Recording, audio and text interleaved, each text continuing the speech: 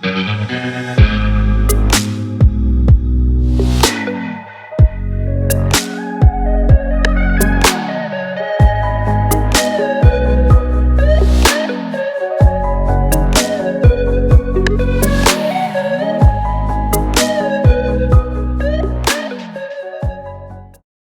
you guys. Welcome to my channel. I'm Allie Wilkins. If it's your first time here, hello. And if you're coming back, I'm so happy that you're back again.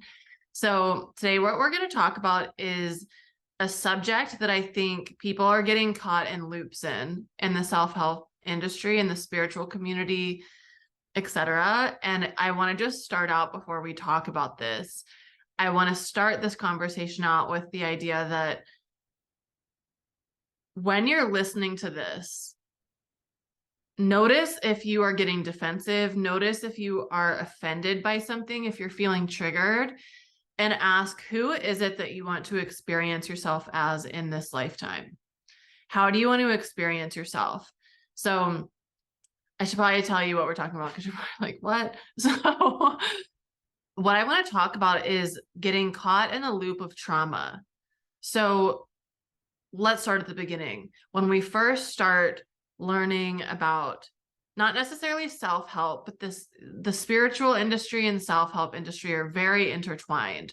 A lot of times self-help will then lead people into their deeper spiritual experience because they're starting to notice resistance and they're starting to notice the things that they're afraid of in terms of growing.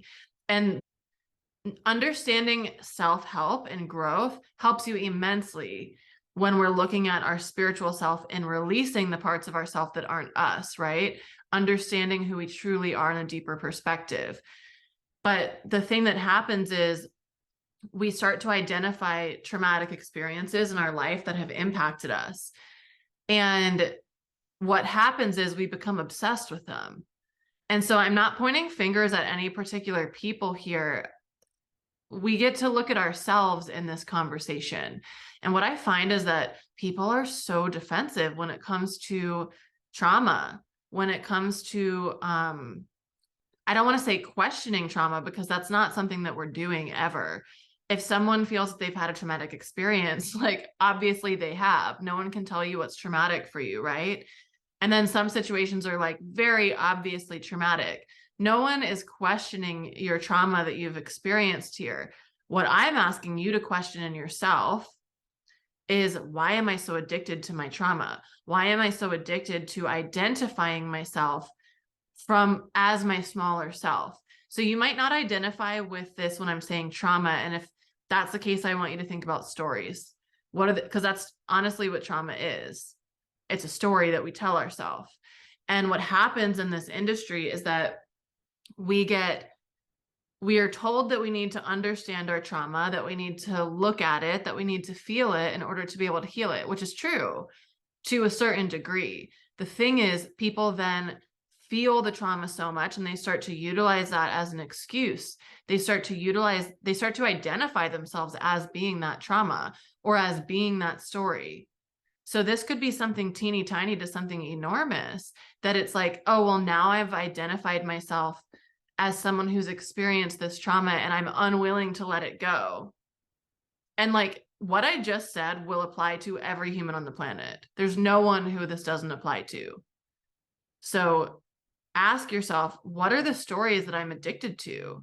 What are the stories, the traumatic stories or patterns or behavioral things that you do because your mom did this to you when you were little, or because you had this experience? What are the things that you are afraid to let go of, that you won't let go of? What are the things that you might be using as an excuse in your relationships and how you show up for your career, your mission, how you show up with money? What are the excuses that you cling to? And so I've been in preparation for my next mastermind for the last like 6 weeks. Started out with the Art of Reinvention masterclass I did. And we're going to be starting the mastermind here in a few weeks. And in my preparation for this, I've really been sitting with this question and this feeling that we coddle our smaller self. We baby it so much. And why do we do that? Because we think that our smaller self is us, but it's not. It's a false identity. our soul is us. Our soul is us beyond lifetimes. We're not going to go into that conversation today. But what I asked the question of when we were talking about reinvention in the masterclass is, who do you spend more time with? Your smaller self, your false identity. This is the part of you that has stories, that has excuses, that has habits that you know aren't serving you. And is the smaller self that's in fear about something, even if it's not obvious. And then we have our expanded self, which is the version of us that we're wanting to become, right? Who do you spend more time with? I guarantee it's your smaller self. I guarantee it's a smaller self with your stories and beliefs and fears. And we spend so much time coddling this version of us.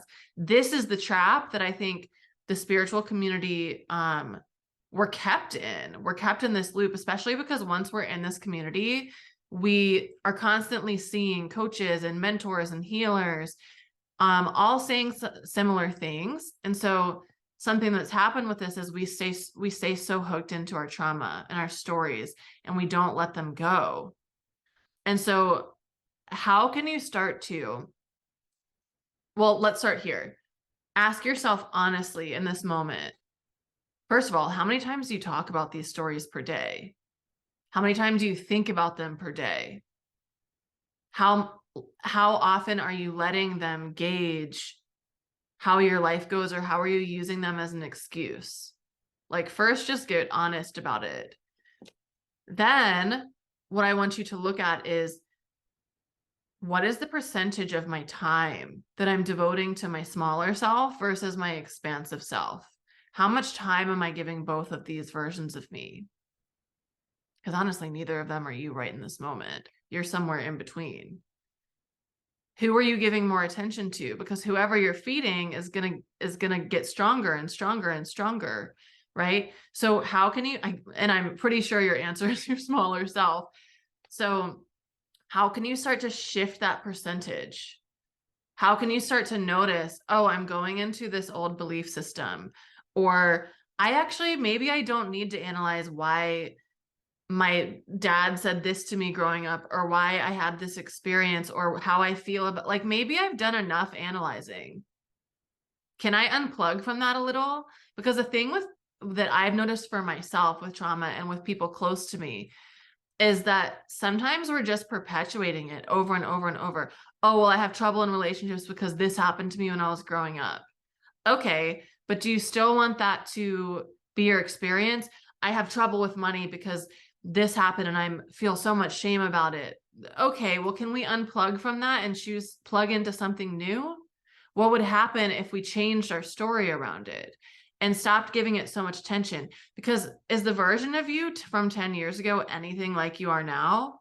Like, yes, you have the same soul, you have the same bodysuit, but like, if you're like me and you're watching, I have a feeling most of the people watching this channel are evolving at a very rapid pace.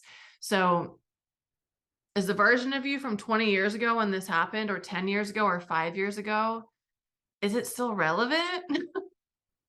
And that's the question. This is the line of questioning that people get so defensive of. You're not trauma informed. And I even, like, you guys might get mad at this, but I don't care. When I see people say trauma informed, it makes me just think that they're addicted to their trauma, and they're addicted to helping other people loop in their trauma. Because most people, we do not need the amount of focus that we're giving to it. We might need to look at it for a certain period of time to understand it, to feel what we suppressed. But beyond that, why do we need to keep going back to those stories? Yes, they may influence our habits and how we show up in certain things.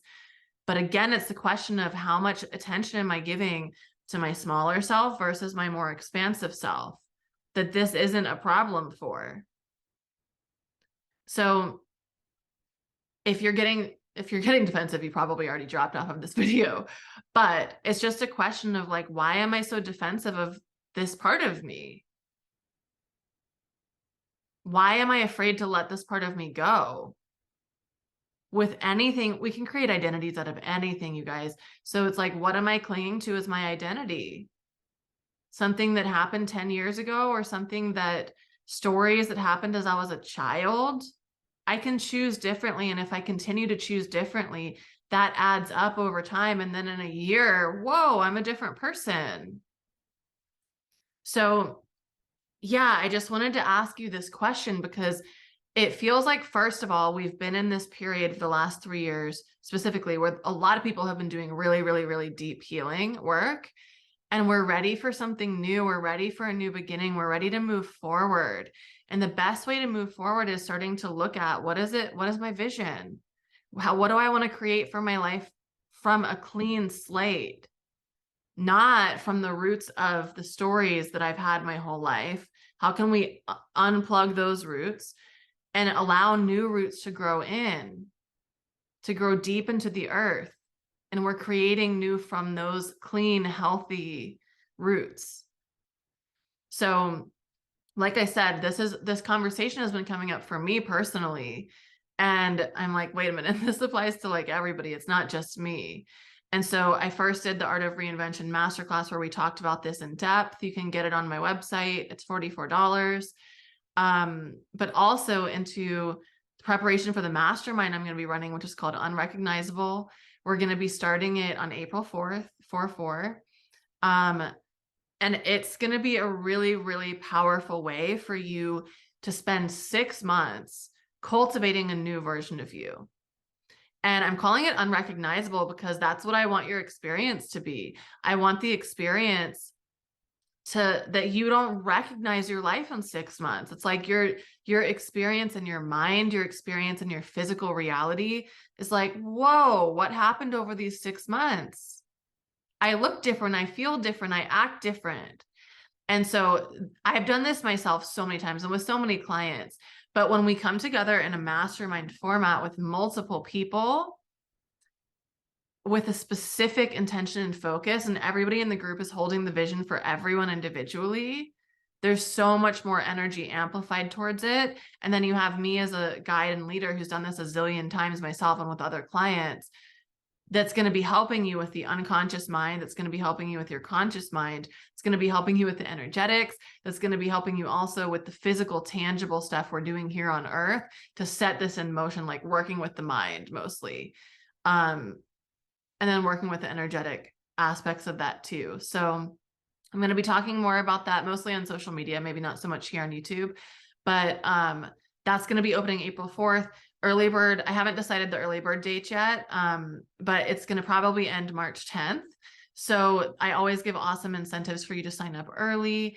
And you can learn more about the mastermind on the landing page there, but it's going to be a really powerful space if you're just like, you know what, I'm ready for something really new. I'm ready to go to my next level.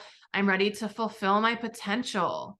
I'm ready to stop. And it's not just like playing small. That term is so played out, but it's like, I'm ready to really feel my capacity expand of what is possible for me. And I'm going to be doing it along with you guys. So I'm so excited. It's going to be a beautiful experience. So anyways, I'll put the landing page down in the comments here, and please let me know what resonated from this video. If it triggered you, if just be respectful if it did. And also if this really resonated with you, I'd love to hear that too. Or if you have anything you want to share or add, please put it in the comments so I can read it and other people can read it and you can inspire them too, or help people feel understood. So as always, if you enjoyed this video, please like it, please leave a comment or share it and subscribe if you haven't already. I will see you guys next Monday for the next video. Hope you have a beautiful, wonderful, amazing, phenomenal week. Bye.